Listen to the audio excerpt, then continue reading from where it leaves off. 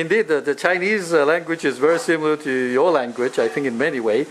By the way, we both start writing from the right side. Yes, You go horizontal, we go vertical. Right. So together we are like a tic-tac-toe. So it's interesting.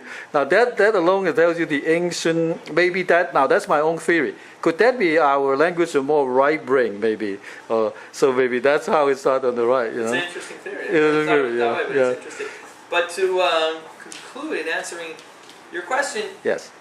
we believe in angels. We don't really believe in demons. Demons, right. How do they connect to the extraterrestrial world yes. and the UFOs? Well, like I said earlier, sometimes we may have come in contact with extraterrestrials Yes.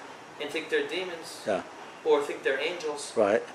In a sense, they could be a link between humanity and the angelic world, right? Could be, Because yes. Some extraterrestrials are probably so evolved Yeah. that they're They want to participate in our evolution, maybe, right? yeah, maybe they're Yeah. trying A to spiritual evolution. Yeah. Yeah, so perhaps certain extraterrestrials were mistaken for angels. Yeah. Or they might be working for the angels. That could be a theory that because now remember when we were even Moses' time, people were not that technologically advanced. They don't understand the concept of a spaceship or teleportation or any of that stuff. So if any extraterrestrials were to appear that way, and appear out of nowhere, disappear, that would be there's no other conclusion possible that they're from God. Absolutely. Yeah. And I think a lot of the Middle Eastern tales about magic carpets and flying carpets might have been. Yes, flying carpet, right. Yeah, I mean, flying carpet might have been. some It could sort be. of It could be one of their ships. Yeah, and then actually, I don't know. You know about this?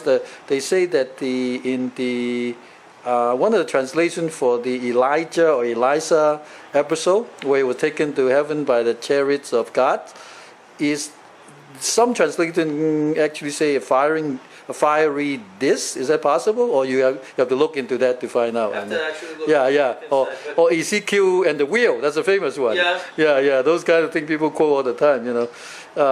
And he described the wheel where the living creature inside and all of that. But well, we will have to talk about that next time because I'm running out of battery. So thank you very much, Rabbi David, and we'll see you in the next episode. We'll probably make this a weekly show, plus the vegan. I would give your lovely wife Angela a title. The vegan lifestylist. How's that? Okay. Does she do hair too in a vegan way, maybe? Using the special kind of shampoo. We'll explore that next time. So this is it for the first episode live interview of Rabbi David and vegan expert Angela. We will be back. We'll be back with more. We have so many interesting things to say. You guys will learn a lot from this.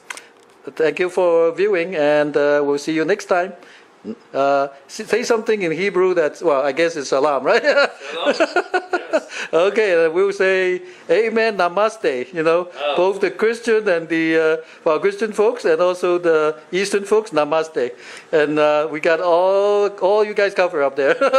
Okay, we leave of anybody? We'll let me know next time. Thanks, Bye-bye, take care.